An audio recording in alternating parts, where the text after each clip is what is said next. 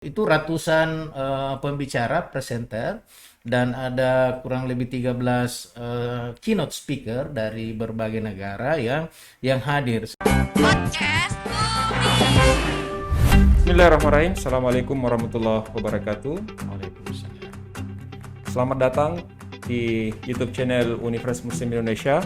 Kembali kita bertemu di YouTube channel ini, di mana kali ini kita akan berbincang tentang salah satu program internasional atau program yang berkelas internasional yang kemudian insya Allah akan dilakukan Universitas Muslim Indonesia di waktu dekat ini, yaitu tanggal 11 dan 12 Oktober. Insya Allah kurang lebih seminggu lagi. Dan Alhamdulillah di tengah kita telah hadir the chairman of the conference. Jadi insya Allah tanggal 11-12 ke depan Universitas Muslim Indonesia akan mengadakan sebuah conference internasional yang bernama The Third International Conference on Halal Policy, Culture, and Sustainability Issues. Dan insya Allah acara ini diketuai oleh Bapak Dr. Haji Muhammad Ishak Samad MA, dan beliau telah hadir bersama kita. Dan selain sebagai ketua dari program ini, beliau sebelum kita mulai bincang-bincang dengan beliau, izinkan saya sedikit membacakan atau memberikan informasi tentang siapakah beliau ini. Di UMI beliau dikenal sebagai dosen di Fakultas Agama Islam, dan di jabatan struktural beliau tercatat sebagai Kepala UPT PKD UMI. PKD adalah pendidikan karakter dan dakwah. Selain di UMI, beliau juga malang melintang di berbagai organisasi di luar. Ada beberapa yang saya lihat ini. Pertama, di Majelis Ulama Sulsel, beliau adalah Ketua Bidang Infokom. Di IMIM, beliau mendapatkan jabatan sebagai Sekretaris Umum DPP IMIM. Dan banyak lagi, salah satunya diantaranya pengurus BAN SM Sulsel. Dan yang terakhir adalah beliau juga tercatat sebagai Ketua Bidang Peneliti di FKPT. FKPT ini adalah Forum Koordinasi Pencegahan Terorisme. Tapi kali ini insya Allah beliau hadir di tengah-tengah kita, kapasitasnya sebagai the chairman of the Third International Conference on Halal Policy, Culture, and Sustainability Issues. Dan insya Allah kita akan segera berbincang, dan mari kita menyapa tamu kita hari ini. Assalamualaikum Ustaz. Waalaikumsalam warahmatullahi wabarakatuh. Bagaimana kabar? Alhamdulillah. Saya sehat ya. Alhamdulillah. Alhamdulillah. Semoga kita semua sehat dan bersama orang-orang yang kita cintai. Amin, amin, amin. Baik, Pak Ustadz, mungkin kali ini kita bincang santai saja. Ya. Pertama, saya ingin bertanya tentang latar belakang pelaksanaan dari acara International Conference ini. Iya, baik. Terima kasih atas kesempatan ini. Alhamdulillah. Salatu wassalamu ala Rasulillah. Ya, jadi the Third International Conference on Halal Issue, Policy, Culture, and Sustainability Issues, yang ini merupakan konferensi internasional yang ketiga. Yang kedua itu tahun lalu, November 2020, dilaksanakan konferensi ini secara daring juga, ya, dan rencananya tahun ini seperti tadi disampaikan Pak Awal, tanggal 11 dan 12 Oktober, insya Allah minggu depan. Yang sebelumnya juga tahun sebelum pandemi juga dilaksanakan, tapi itu secara luring, itu yang pertama. Nah, latar belakang mengapa konferensi ini dilaksanakan, dan ini sudah dicanangkan oleh rektor annually ya. Jadi setiap tahun insya Allah Conference on Halal Issue, Policy, Culture, and Sustainability ini dilaksanakan setiap tahun. Yang kedua, konferensi internasional ini merupakan salah satu upaya UMI dalam program internasionalisasi. Ya, jadi memang UMI sudah mencanangkan sebagai perguruan tinggi menuju world class university. Dan karena itu sekarang ini pada tahapan di mana kita semua ya Sivitas Akademika UMI berusaha mendukung upaya untuk bisa mencapai world class university itu. Ya. Yang ketiga, bahwa dengan pelaksanaan konferensi internasional ini membuka peluang ya kepada sivitas akademika UMI, dosen, mahasiswa, para peneliti, researcher, dan juga dari berbagai lembaga yang lain untuk bisa menyampaikan gagasan, hasil penelitian untuk bisa diketahui secara internasional. Ya, itu kira-kira mengapa konferensi ini sangat penting untuk selalu kita laksanakan setiap tahun. Oh iya, menarik sekali Ustadz. Banyak sekali yang saya ketahui dari informasi yang disampaikan tadi, bahwa insya Allah ini adalah conference setiap tahun, dan tahun lalu dilakukan secara virtual, dan karena keadaan kali ini pun akan dilakukan secara virtual. Ada hal yang menarik yang saya ingin tanyakan, kan baru-baru ini UMI menjadi salah universitas pertama, bukan hanya PTS, tapi juga ternyata PTN, universitas pertama di luar Pulau Jawa yang mendapatkan akreditasi unggul. Nah, menurut Ustadz, kira-kira kontribusi dari acara International Conference ini dengan pencapaian UMI, yaitu dalam hal ini pencapaian akreditasi unggul, kampus pertama di luar Pulau Jawa, kira-kira di mana kontribusi acara ini, Ustadz? Iya. Betul, kita bersyukur sekali karena UMI sudah perguruan tinggi yang terakreditasi unggul secara institusi. Ini luar biasa pencapaiannya.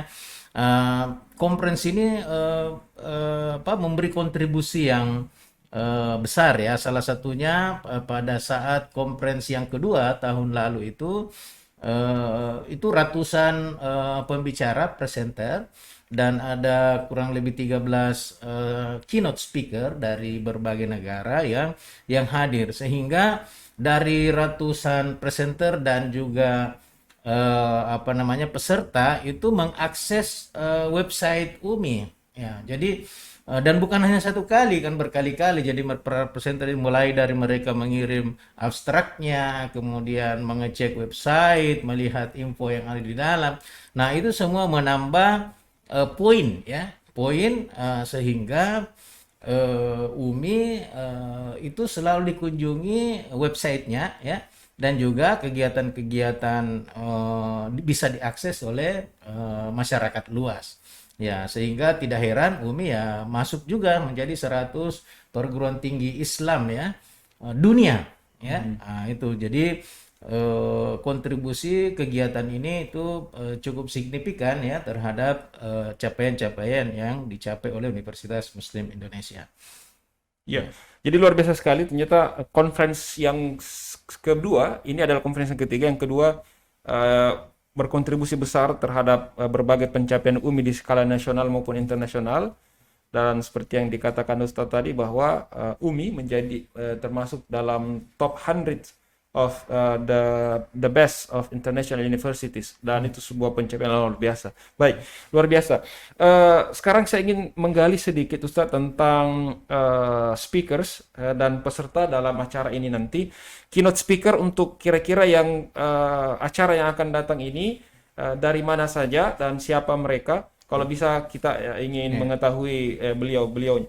Ya, jadi untuk tahun ini conference ketiga, International Conference on Halal Issue yang ketiga, ada 7 keynote speaker, ada 2 dari dalam negeri dan 5 dari luar negeri. Yang dari dalam negeri ada Al-Mukarram, Ketua Pembina Yayasan Wakaf UMI, Profesor Dr. Haji Mansur Ramli, dan juga Wakil Rektor 5 UMI, Profesor Dr. Insinyur Hatta Patta MS, yang tahun lalu beliau sebagai chairman ya. Kemudian yang dari luar negeri itu ada dari Malaysia, Profesor Dr. Dato Muhammad Ikhwan Haji Tarik Toriman ya. Beliau ini dari Universitas Kebangsaan Malaysia yang tahun lalu diberikan doktor penghargaan oleh UMI ya, sebagai pembicara dan juga sebagai peneliti yang luar biasa karya tulisnya. Kemudian dari Jepang ya, ada Profesor Dr. Engineer Masato Takanokura. Ah, ini susah menyebut namanya. Yang Ya. yang biasa enak didengar itu Takarawa Orita. Itu ya.